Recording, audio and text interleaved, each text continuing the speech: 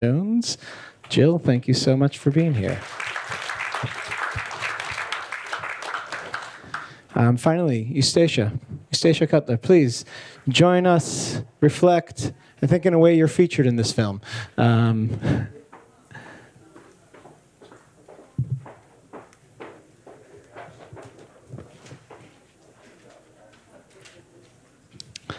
of course, after, careful folks, uh-oh.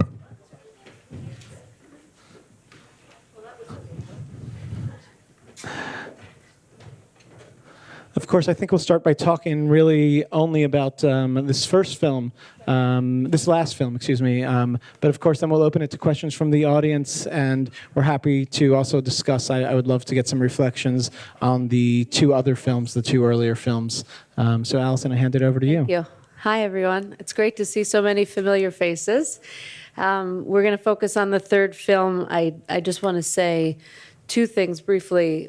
One, there's obviously the idea that if you meet one person with autism, you've met one person with autism. At the same time, I think these three films together, I think we've just received an incredible and entertaining education on autism between the routines that they focus on in the first one, the sensory input and stimulation in the third one, the unique hobbies. It's just an incredible, all of these really important themes. Obviously, the social piece is always what's focused on, but there's so much else around it that helps people organize themselves. And, these three films just together, I think, really captured it. So just to say that, to frame it, and then I'd love to ask you a question, Eustacia. It's a pleasure to be here with you. Thank you so much. I want to start I think you can provide us with an incredible perspective and history. And so I wanted to just ask you, as a mother, you see the mother in the first film who really helps calm down her daughter. But as a mother, how have things changed? What was it like when you first had your child? Well, I had help all along the way. Mm-hmm. At 2, I knew that Temple, something was wrong. And I took her to Children's Hospital in Boston. And they recommended speech lessons and told me who to go to. And Temple went to Mrs. Reynolds. And it took her 3 years to learn to talk. She was nearly 5 before she could talk. I think what struck me about your films, a couple of things I want to say, other than just about Temple. All of the people shown, you see, need help. It cannot be done alone. Right.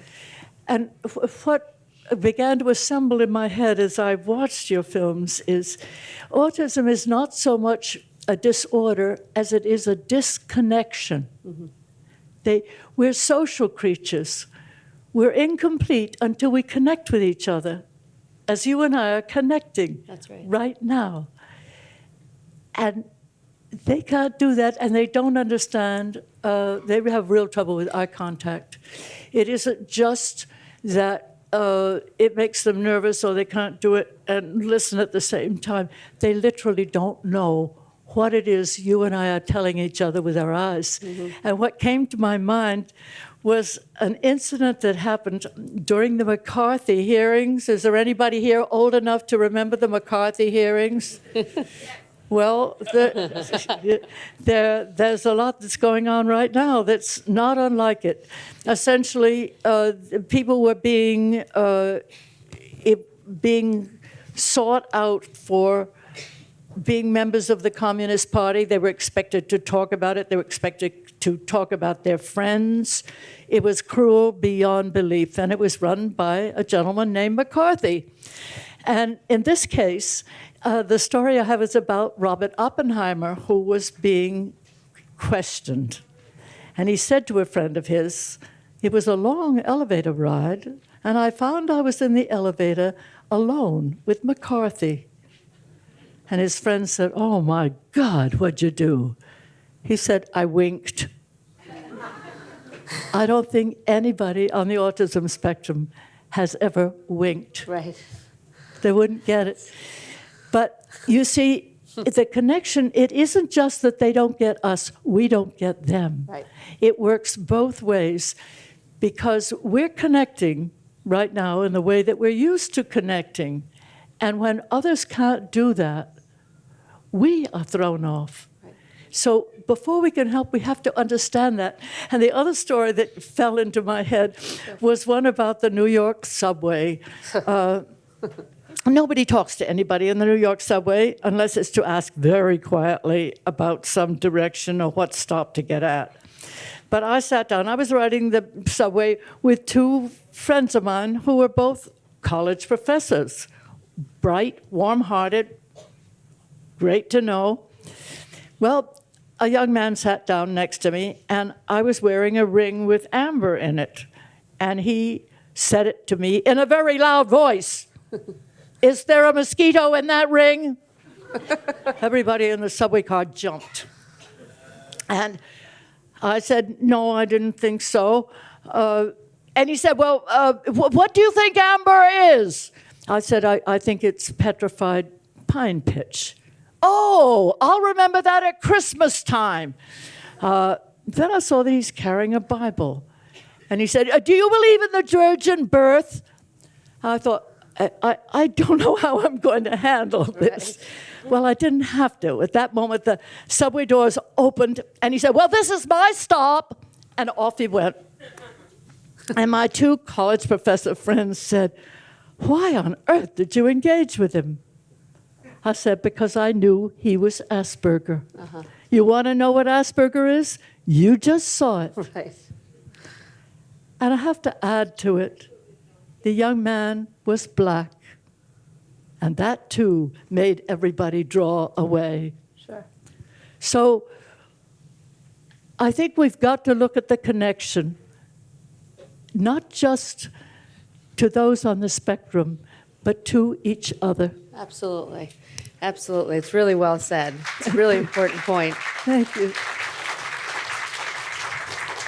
I love what you're saying because so much, and I think in the guy with the martial arts man, he really talked about his unique perception and perspective, and we're always thinking about how people with autism and people with disabilities need to change into this world versus the rest of the world understanding and accommodating and coming from. But you see, in each of these cases. Why is this? Am I not holding it right? I think Why they can hear you, right, everyone? You can hear? I'm not here. There it is. There. Got it.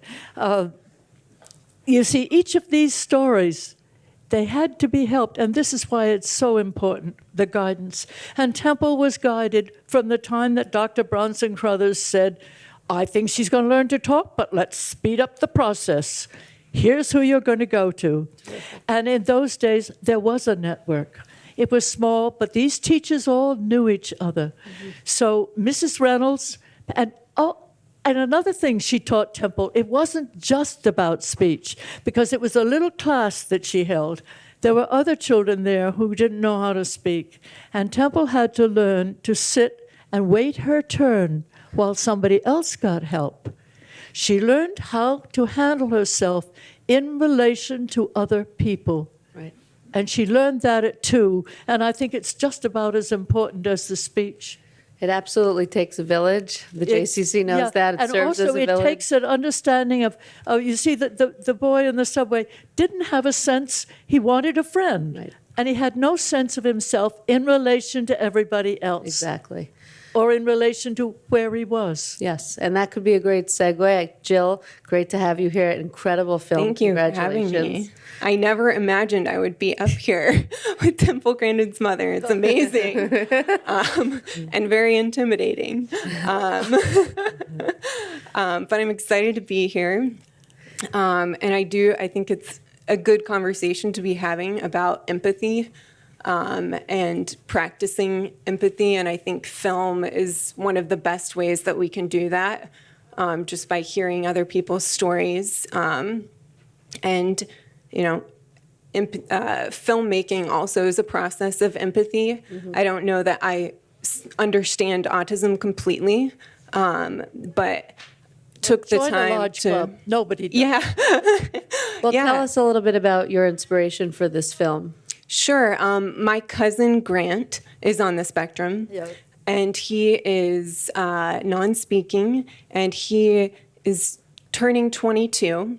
And observing Grant, I was about a preteen when he was growing up, and I noticed at family gatherings that some of his sensory perception had to be a little bit different from mine.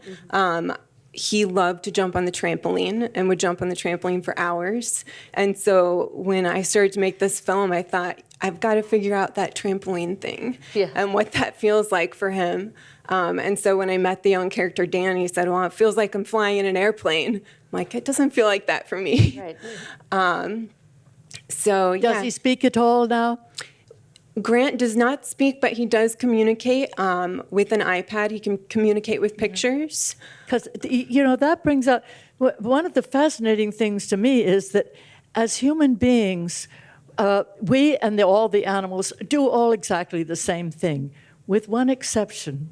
We communicate symbolically. And that's an extraordinary gift, and that's what pushed us ahead of the other animals. But it's exactly where a lot of people on the autism spectrum, they don't get it, that the words, the animal sounds, each little growl and snarl and bark, we turned into a word, and we strung the words together to make sentences. That's an extraordinary achievement, and it's all a head game. It has no physical reality of any kind. Right. But what always amazes me is the minute you get an iPad, the minute you get a typewriter, I go back to typewriters, and you type it out, it becomes a reality. It's no longer a symbol. It's actually there. You can print that piece of paper out. Yeah. And the poet did a lovely job of demonstrating that. Do what? The poet that was focused on. Yeah, the I think film. there's a lot of exciting developments in terms of technology and different ways of communication and recognizing that and You see, I think whether the it more be we pictures recognize or it, the more we will symbols. understand ourselves. yeah, definitely. Right. So how did you come to focus on all those different people and perceptions and hobbies? Did they come to you? Did you go out looking for those Sure, specific areas? sure. Me? Or you Jill, don't- for the oh, film. sure. But I have plenty Your for you, turn. Eustacia. Well, I met Temple Grandin after seeing her speak at a conference. And when she kind of broke down sensory issues, a lot clicked for me. And I think Temple has a way of communicating that I was like, okay, this could be some sort of introduction kind of overview. And then during Temple's interview, she actually mentioned Tito Makapadahe, the poet. And so kind of thought after Temple, well, let's go deeper and let's find some voices that haven't been heard. And after Tito, who is a poet, I thought, okay, now what other arts could be incorporated into the film? And so we met Judy Endo, who paints to depict her perception, and decided to incorporate animation into the story. And we worked with some great animators, one of whom is in the audience, Richard O'Connor. He's right over here. Incredible job, Richard. And his company, Ace and Son, they did the painted animation segment, which was literally stop motion animation. And Richard could speak more to it, but I thought was really cool to incorporate different techniques for representing different perceptions. Yes. I mean, Temple, I remember, talks about a hug feeling like a tidal wave of stimulation. And, trying to, it's unimaginable, I think, if you can't feel that, to be able to understand what she feels when she received a hug or tried not to. Yeah, you see, she couldn't be talked. She didn't want to be touched. Right. It was one of her problems. And how did she work on desensitizing that? Well, she got used to it after a while. That was it. Just It like was she just a learned matter to of talk. time. She was in a family that did a lot of talking. I'm not a silent person. In fact, as I was told by one person was, "You suffer, my dear, but never in silence." and so Temple wanted to be part of that. Now this brings up the social aspect. I think girls do better socially than boys do. I think it comes more easily. They can fake it maybe a little better. Temple got mainstreamed at 5 years old into the little local. It was a private school, but it was a school where everybody in the neighborhood went, and it didn't cost what it costs today. But what she said was, well, I have to play the games by the other kids' rules, or they won't let me play with them. Right. Right. There again, she had to see herself in relation to them. Yes. Rules comes up a lot in these films as Yes, it relates to... You've caught some wonderful moments, you really have, in these films. We're actually now going to open it up to the audience, and here's some questions from you, please.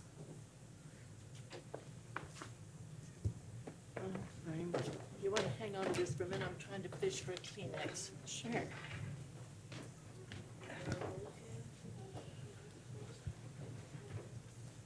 Yeah, I was going to ask about the aspect of creativity, because it seems that a lot of people, because they have different perceptions of things, they're very creative, and we don't recognize this creativity and seeing them as artists and poets. So that's what I was going to ask.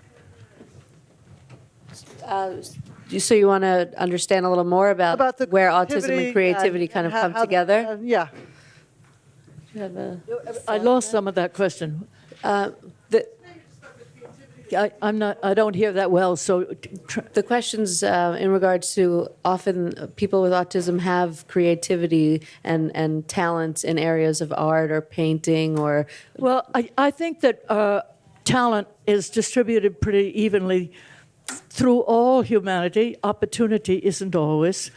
But I don't think, or what I have seen is that those on the spectrum aren't necessarily more talented than the rest of the kids.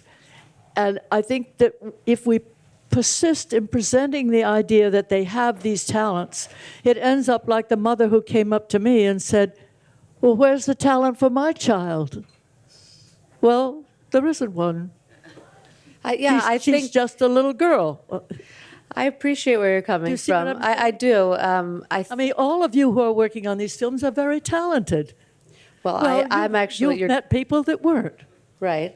Yes, right. I mean, yes, talent is I think can be evenly distributed, and I think often if you have autism and you don't have a talent or a hobby, I think that is just like with anyone else. I think that's a challenge. I think that makes life harder because just like you saw with the man who went into abandoned spaces, without that hobby, he said, I don't regret my life, and it's probably because of that hobby. So that kind of sustained and stimulated him while he does his IT job and while he goes to the gym and those kinds of things. So I think part of it, and we do a lot of work with adults in terms of vocational training and placement, part of it is really trying to understand and harness that hobby and give them a space for that outlet, and while also not putting kind of all your eggs into that artistic basket, so that if that is what the person wants to do for their career, it's really a challenge, just like it is for anyone else, to become an actor, to become an artist. So, kind of balancing that. How do we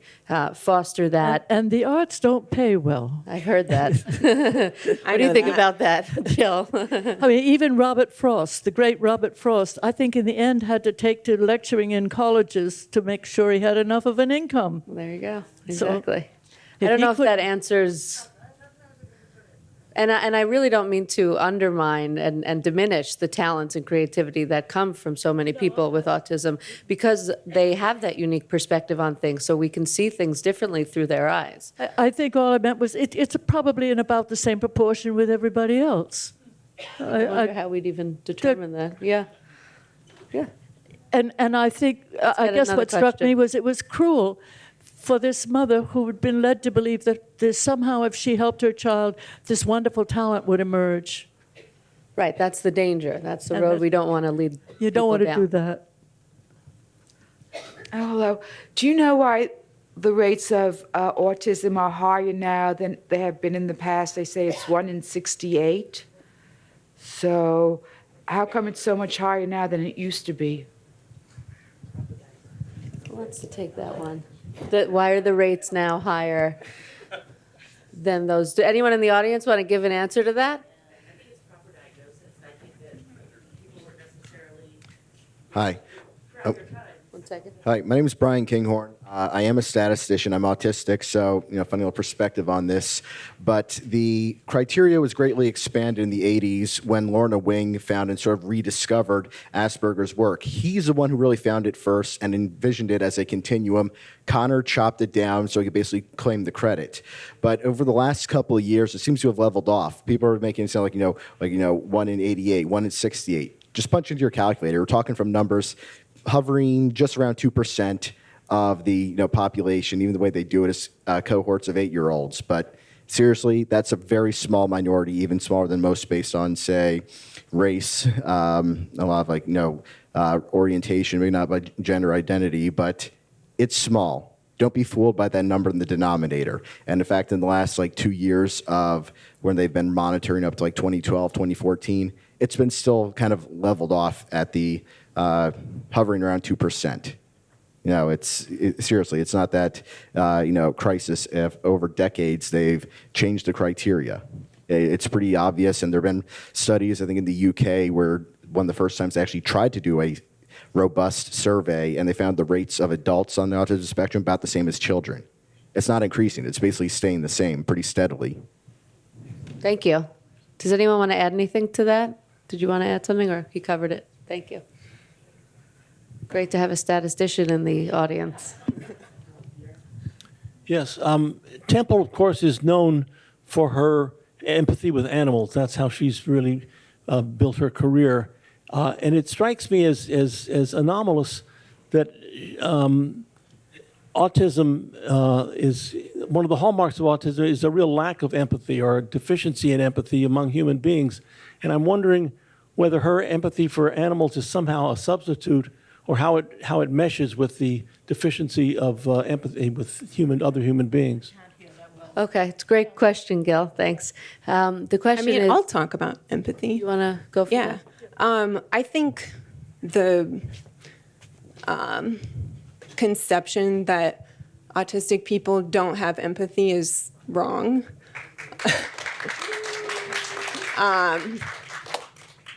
I think it's more what we expect empathy to look like, what neurotypicals expect empathy to look like, and how we expect someone to show empathy by maybe nodding your head or relating a similar story to someone, demonstrating social skills that are kind of the neurotypical language, I guess. But Nick, I think, said it best, the martial artist in Spectrum, when he said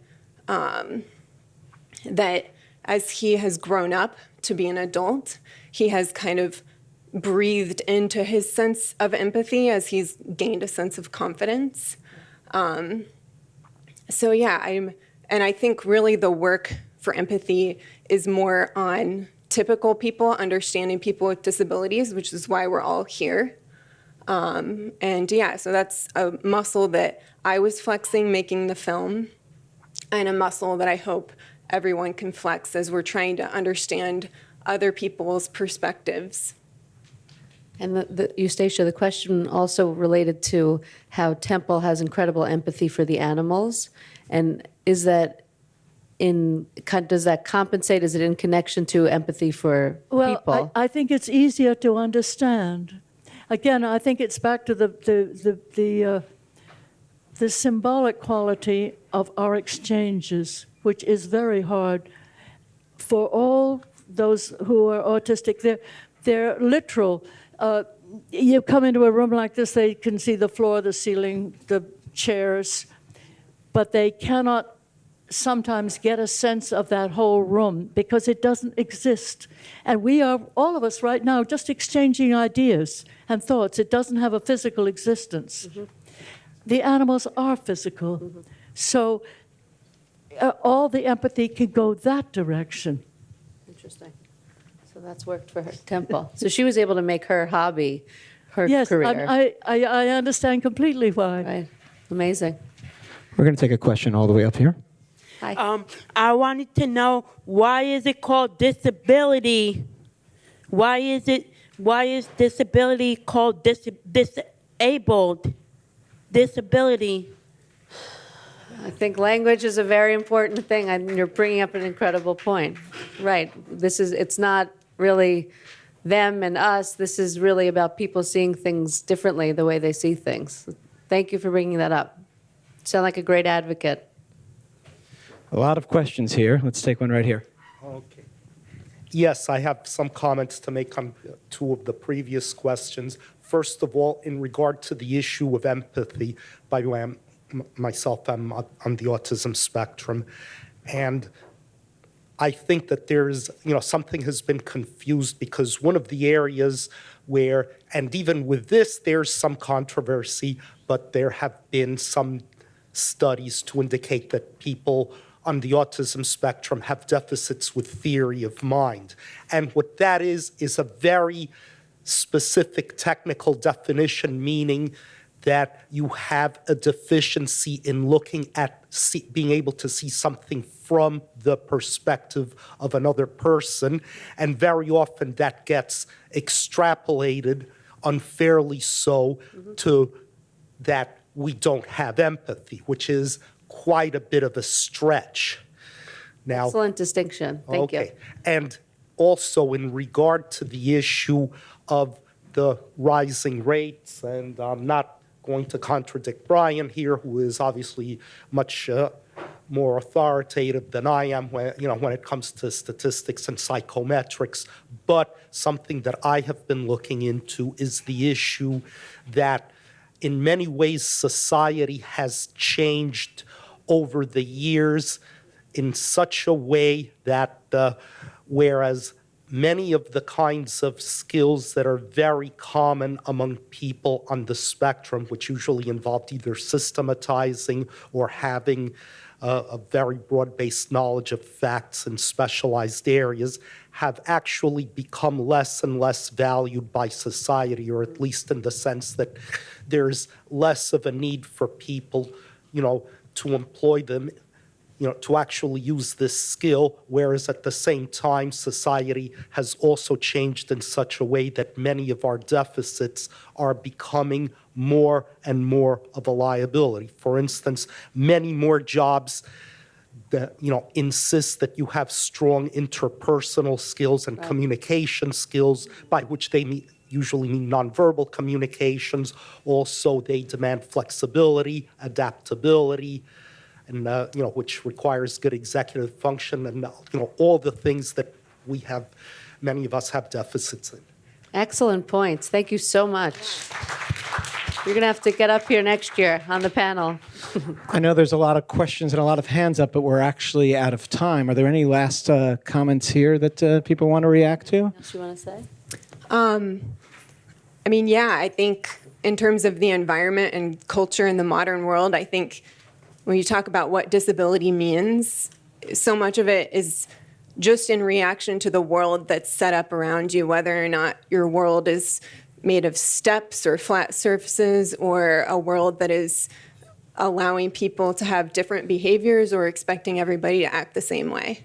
I'm just thrilled to be here, and it was an honor, and thanks for having me. Thank you so much. Any closing words, Eustacia? I think you all have covered it quite wonderfully. And We'll take it. thank you, all of you, for caring. Thanks so much. I wanna pitch here Eustacia's book, A Thorn in My Pocket. Temple Grandin's mother tells the family story. Which, I should tell you what that thorn stands for, because it has a wonderful history. It is back to Robert Frost. When I went back to college and I got taken into a creative writing class, and I was very nervous about it and said I was late coming back to college. And Theodore Meyerson, who was head of the class, was a close friend of Robert Frost. And he said, Robert Frost, this is how I know about Robert Frost lecturing, came to it late in life, and it made him nervous. But he said he always carried something in his pocket he could touch when he was talking, so he would remember who he was. And when Julia Ormond played me in the movie, she said, I kept a thorn in my pocket in every single scene, so I would remember. And she won an Emmy for that, and she gave me her Emmy. And now we've given the Emmy to the Brain Institute out there in White Plains for all mothers, to wish them all Godspeed. And keep something in your pocket so you will stay balanced and remember who you are. Excellent way to end. Thank you. Thank you. Thank you to the three of you. I want to just let you know that at 4:30 we have our next selection of more fantastic short films. Just because they're short, don't look badly at them. They're fantastic films, and they're running at 4:30. Our Real Encounter series, and much more going on here all day. Later tonight, don't miss American Veteran. We hope to see you. You're welcome to stay. We're going to open doors and allow people in. Thank you very much.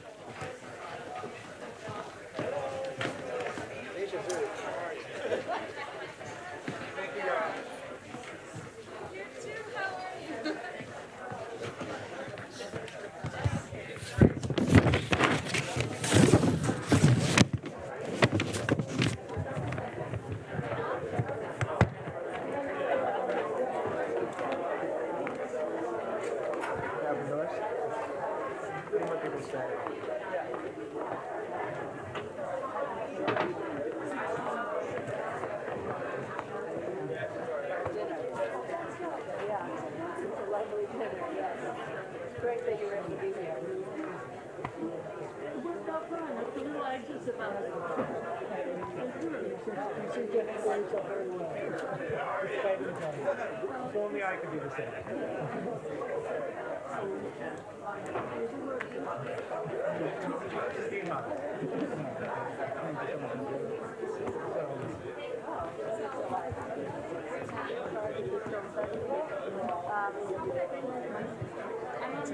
I'm in San Jose, California. I'm so lucky. We are in San Francisco. We had one. No, you did? Yeah. I don't know what its status is actually. Do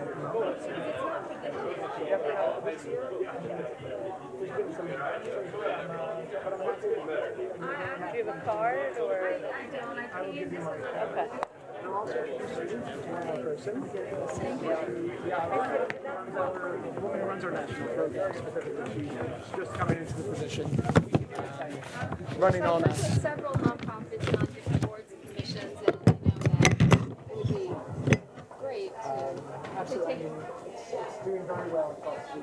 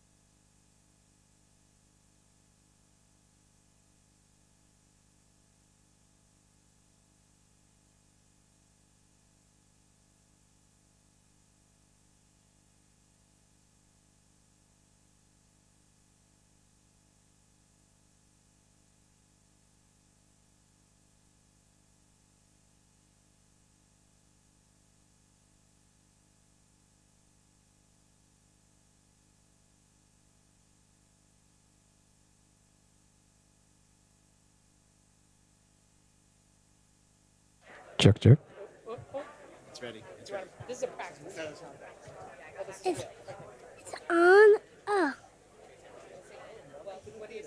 Welcome to ReelAbilities. Okay, yeah, I am doing. I don't know what to say. Hello and welcome to ReelAbilities. Hey, Daddy, that's a great idea. Okay. Yeah. I have to do it, so I need to go like here. Mom, Daddy. Yes, Evan.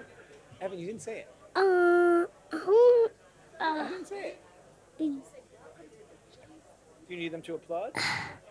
But I'm gonna say welcome to the JCC. Okay, do it. Perfect. Do it. You have to stand in the middle. Okay.